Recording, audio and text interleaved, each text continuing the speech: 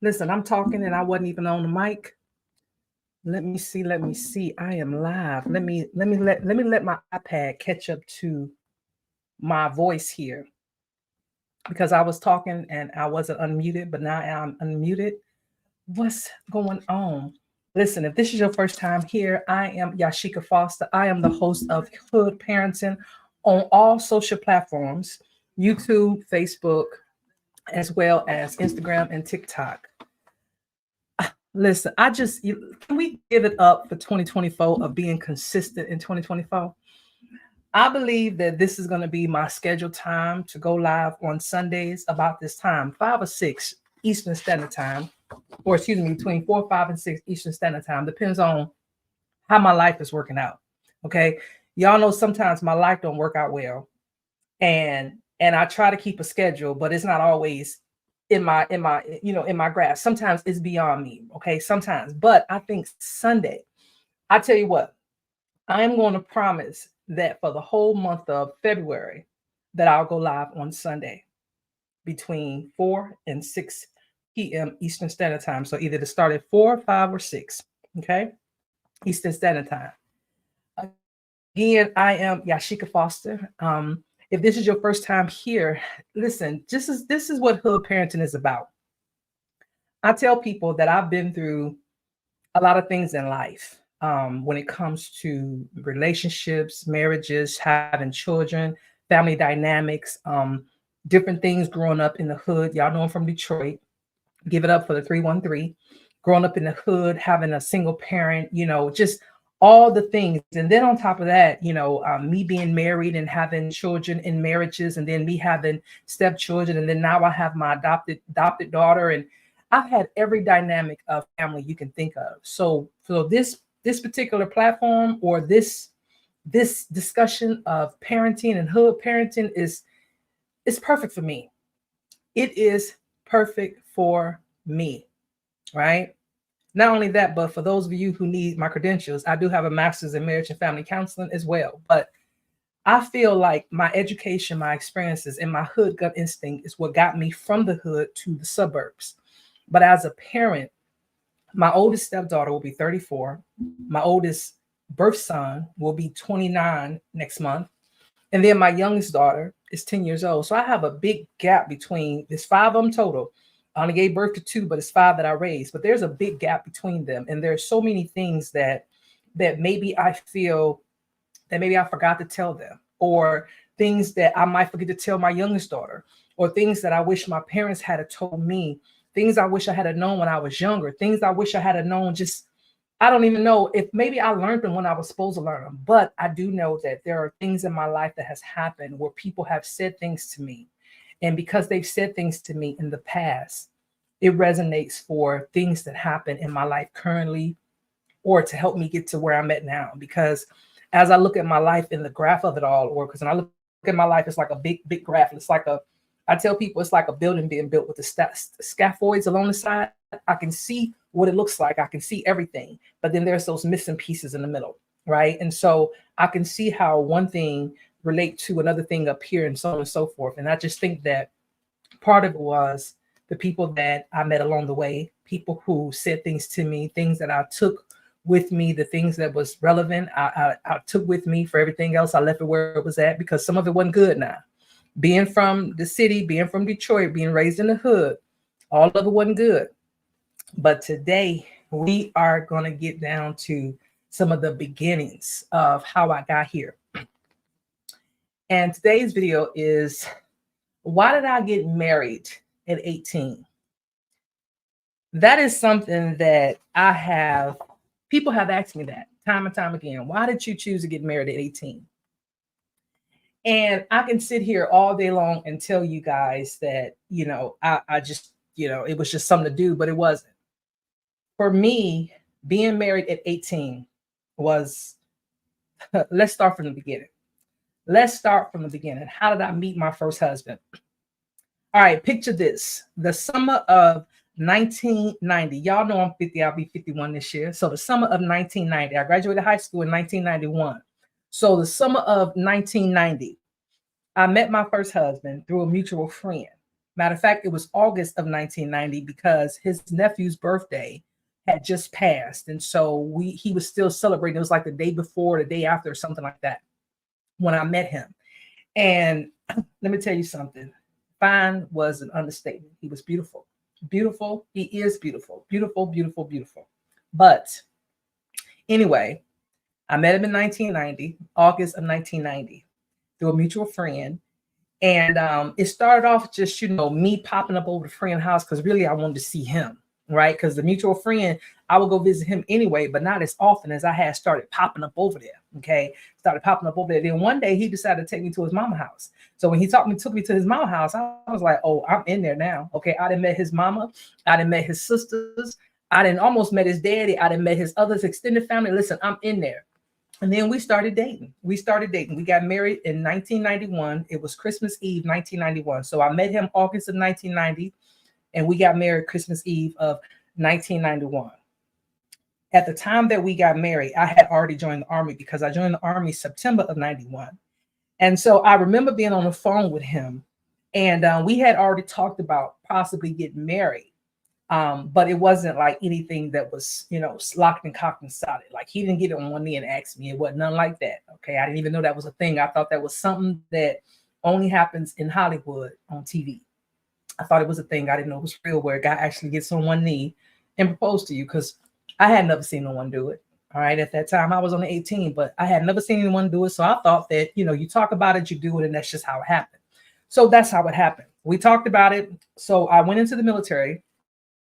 And I explained to him, I said, hey, and we're going to call him husband number one, okay? Because I don't know how much of our business he wanted me to tell, because trust me, this right here is going to be a series where it's going to go on and on, because there are a lot of parts to it. But I got to get you to understand who I am, where I come from, and why am I the perfect person to talk about just things that we encounter, and being a parent, and how us parents got to where we are, and what we want for our children, and all the things. But anyway, back to the story. So I told him, I said, they told me that in order for us to be together, once I graduate basic and AIT, we have to get married, because you just can't come to wherever the military sends me. And he says to me, well, we'll just get married. So we got married. That's how we got married, y'all. We got married. It was on the phone, because on Sundays, we get phone calls. So it was on a Sunday I called him, and he had said this to him. Next thing I know, I went down to the little local jewelry store, and I bought us some matching wedding rings. Okay. Now, this little ring that I had, my ex-sister-in-law calls it an diamond. She said I had an diamond on my finger. It wasn't a diamond. It was an diamond, because it was so tiny. Okay, I think I spent about $200-300 for all three rings. So you already know that little ring, that little diamond up in there was a little diamond. Okay, it was a little diamond. So anyway, that was our ring set. And then I had to get it sized. So by the time I got it sized for my finger, it was even thinner. Okay, it was paper thin, but we had our rings though. We had our rings. He had a matching band, and I had my wedding ring and my engagement ring that I bought myself. Now, he later on upgraded it, I think about a year or two later, and he got me a real nice set. But the first one I bought, okay? So we got married December 24th, 1991. And my first duty assignment was Fort Riley, Kansas. So once we got married, when I was home on leave throughout that Christmas time, we went off, and I went to my first duty assignment that January of 92. And then that February of 92 is when he finally got to where I was in Kansas. Now, of course, I can go on and on and on about that marriage, but that is not what we're here for today. Today, we are talking about why did I get married at 18? So when I told my family that I was getting married, because my father, he knew that I had got married, right? He found that I had got married because I wasn't raised with my father. So I didn't, we didn't do the whole thing where we asked his permission. It was just like, I don't know. Matter of fact, I think I talked to my aunt, which was his sister, and then she told him that I had got married. I think that's how that happened. But he thought that I was pregnant, right? He thought that I was pregnant because he was like, why would anybody get married at 18 unless they're pregnant? So he actually thought I was pregnant, and I wasn't. Okay. But and he actually passed on a little bit after that following year in 93.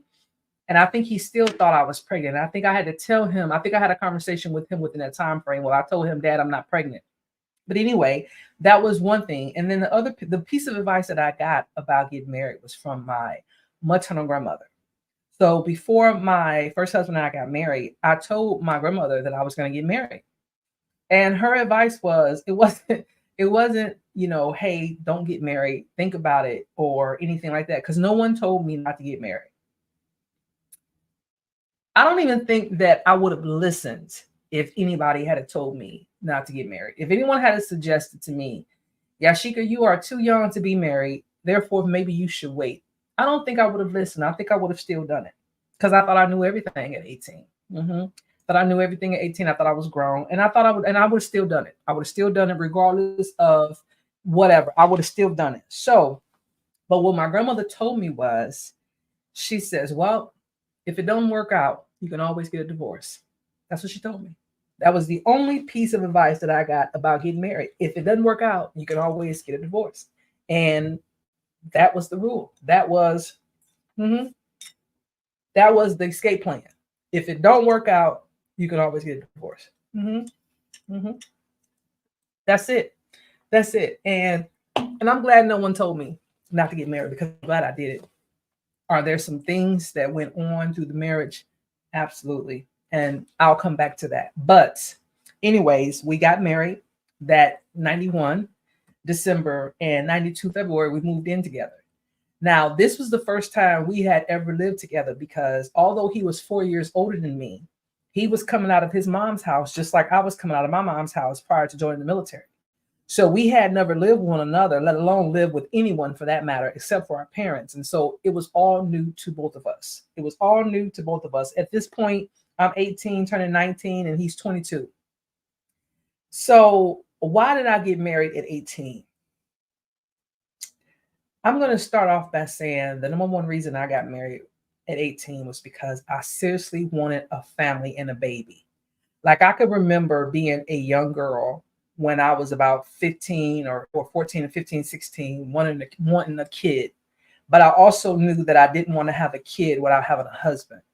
And so I think that that was the number one reason why I got married at 18, was because I already had the job, because I was in the military. So I knew that no matter what, something was going to come out of the military, whether I stayed in there for just enough to get my college paid for, or if I stayed in there to retirement, which is I ended up doing both.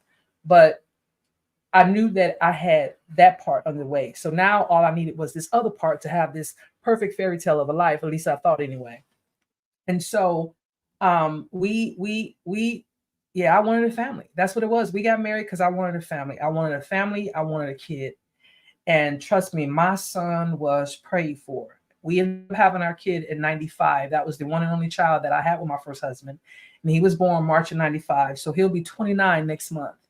And yeah, but that was the number one reason, because I wanted a kid. I wanted a family. I wanted a kid. I wanted that happily ever after. And so, my ex-husband, he fit the profile as far as the looks and the height and all those things that we look for at 18, because we don't know what we're looking for.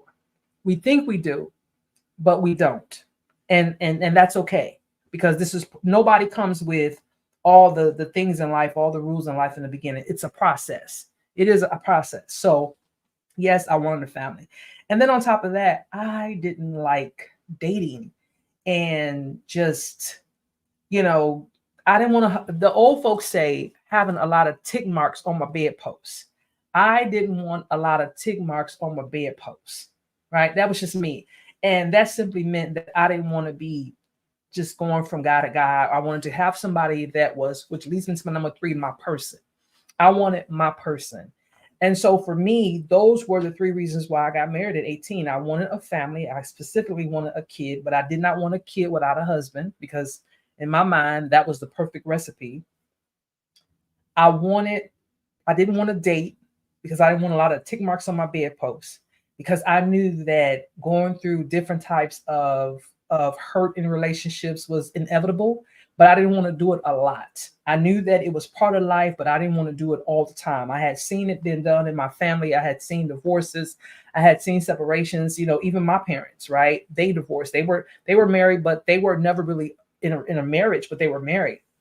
And so for me, I knew that, but even with them, they eventually divorced. So for me, I had never really seen that done that way, and I felt like I could do it. I felt like I could be the person that get married, have the job, have the family, have the career, have this beautiful life, and I do have the beautiful life. Does it look the way I want it to look? Of course not.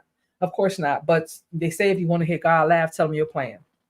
But I tell this story because I think about what I thought about as an 18-year-old girl, right? And what I learned um, getting married at 18.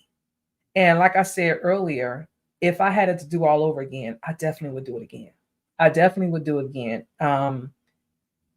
Would it be the same person? I don't know. I don't have any regrets. My son came out of it. That was the part of my life where I needed to go through those things. The things that I went through in that relationship, I needed to go through them at that age, at that time, in order for me to come to the other side of where I'm at now.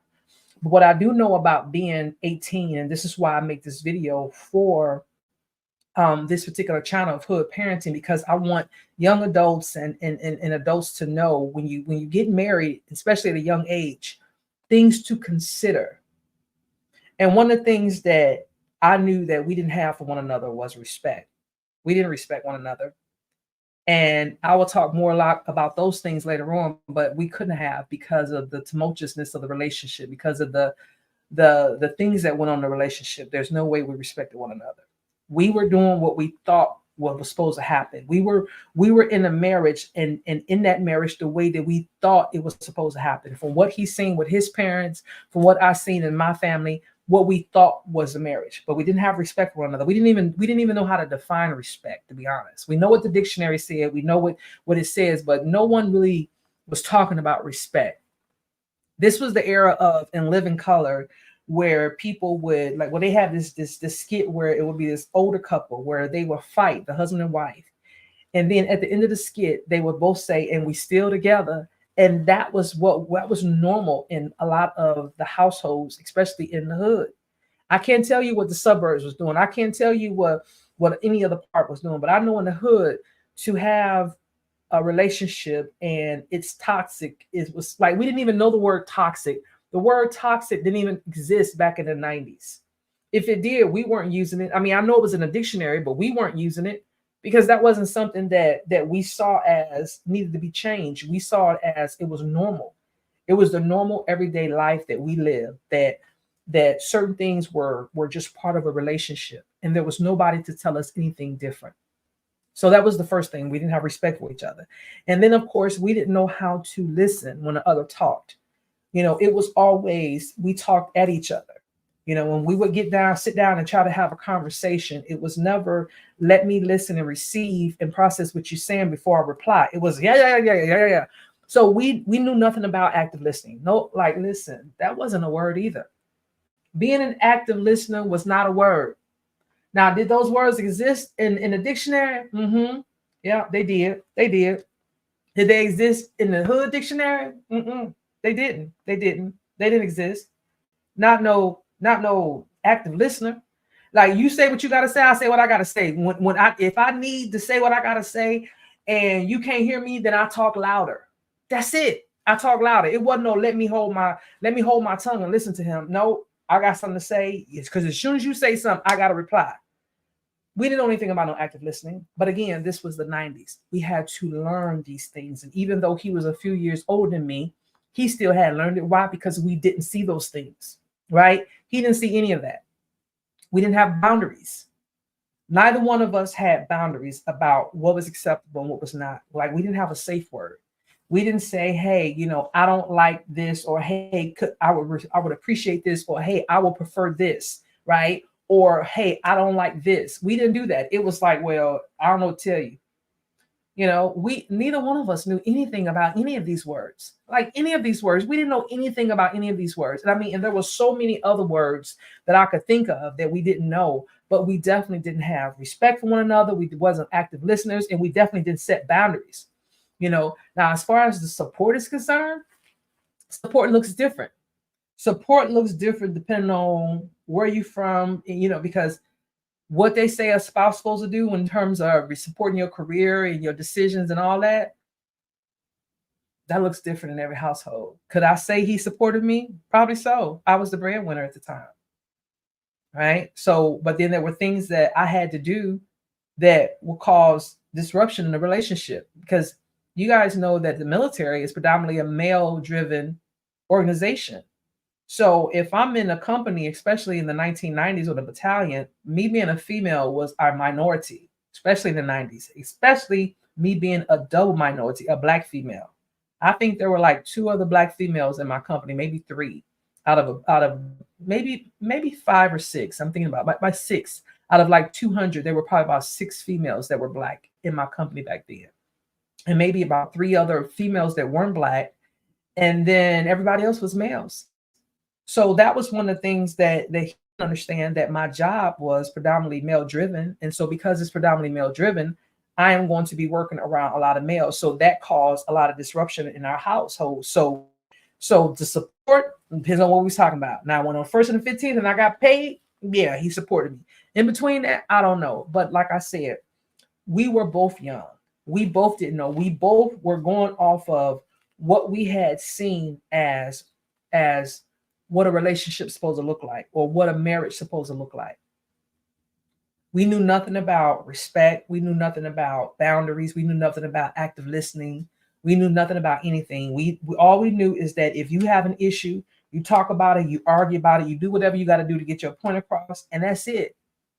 That's it. But would I get married again if I had to do it all over again? Absolutely. Because I feel that the things that I learned in that marriage, granted, I was able to, when I got married the second time, which this is a different video, there were some things that I learned from that marriage that I was able to bring some of the positive things. Now, did I carry some of the bad things? I'm sure I did. But there were a lot of good things that came from my first marriage that I was able to bring to my second marriage that were good, and there was some bad too, but the good outweighed the bad, I'm sure. Right? The good outweighed the bad. But moving forward, these are things that I wish that people had to talk to me about in terms of picking my person, in terms of the importance of dating, in terms of the importance of figuring out who you want to be your forever person in life. Because now that we have so much information, I don't know if it makes it harder or easier. But what I do know is that people are now getting as married as quickly as they did, because I feel that now they have a little bit more parameters about, or a little bit more filters about what they will accept and won't accept regarding the marriage, regarding relationships, because so many people have seen relationships and marriages that didn't last, that didn't surpass the 20-year mark or the 5-year mark or the 10-year mark. You know, it's amazing. I look at and what's so crazy about it is I look at my life. I got married the first time at 18. I'm 51 now. When I combine my two marriages together, because the first marriage I got married in 91, and we got divorced in 99. So we were married about 8 years. The second husband, we got married in 2000, and we divorced in 2010. So we was married for 10 years. So that was a total of 18 years of my life that I was married, right? And I would do it again. I would absolutely do it again with the information that I have. Now, will it be a little bit more difficult? Yes, because I don't want to be a 3 strikes you're out kind of girl. I wanted to be where they said the third time's the charm. But I will say this, now I understand about respect. I understand about giving it and receiving it. And it's not, indicative of something else. Other words, you're not gonna disrespect me and I'm supposed to take it because you're having a bad day. No, that's not how respect works. Respect is respect. There's no flip-flopping on it. You either respect the person you with or you don't. And if you don't, then you don't need to be with them. It's just that simple. And then, of course, being an active listener. Whew, I had to learn that in a lot of ways. Am I good at it? Probably. I'm still not that good at it. I'm still learning, because sometimes my brain have things I need to say, but as I get older, I realize that when I think about what I'm saying, before I say it, I'm able to really pick my words a little bit more carefully. So active listening have saved lives, honey. It have saved lives. Okay. And then, of course, my boundaries. I know now that if there's something that I don't like in a relationship or when I'm dating somebody, then I'm going to let them know. And if I let them know and they continue to do certain things, then that's just not, I'm not going to expect them to change because they are who they are. But for me, it doesn't fit with me. There's just certain things that I have to have in my, I mean, there's certain boundaries, like if I'm dating someone, for example, if we're just talking and we're trying to date each other, I prefer for you not to call me at 11 or 12 o'clock at night because to me, that is saying something else. And if you respect me, then you'll respect to know that don't call me that late unless the doors have been opened mutually. But if I ask you not to do it, then don't do it again because if you do it again, that means you're telling me you don't respect my boundaries. And if you're going to push a little bit on that, then what else will you push on? And so now that I'm older and I know these things, does it help with dating and finding somebody else? I don't know. I don't know if it's tougher, but what I do know is had I known some of these things as a younger woman, I probably would have been a little bit selective about who I married the first time, or just that one time. Lord, I said the first time who I married. And because I would like to have my marriages to have lasted my whole life. Nobody wants to be out here 50 and dating. Nobody. I don't care who you are. Nobody wants to be out here 50 and dating. Okay. Nobody. It's tough out here because anybody out there at this point, they're going to find a sign of prenup. I'm telling you right now. I don't care if I don't have much. You still going to sign a prenup because I got good insurance. But I always tell people when I make these videos, I don't know who they're for, but I know they're for somebody. And when I'm talking about these things, either these are things that are going on in my life or has went on in my life, or things that's going on in other people's lives. And I do know this conversation was kind of stirred up because I was talking to an old friend a couple of weeks ago, and we were talking about our divorces.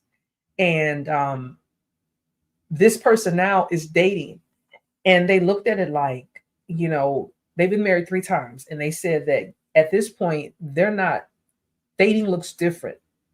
And so I asked them about their previous marriages, and they explained to me that, marriage number 1 and 2, it was just like they was checking the block. They didn't know what they were looking for.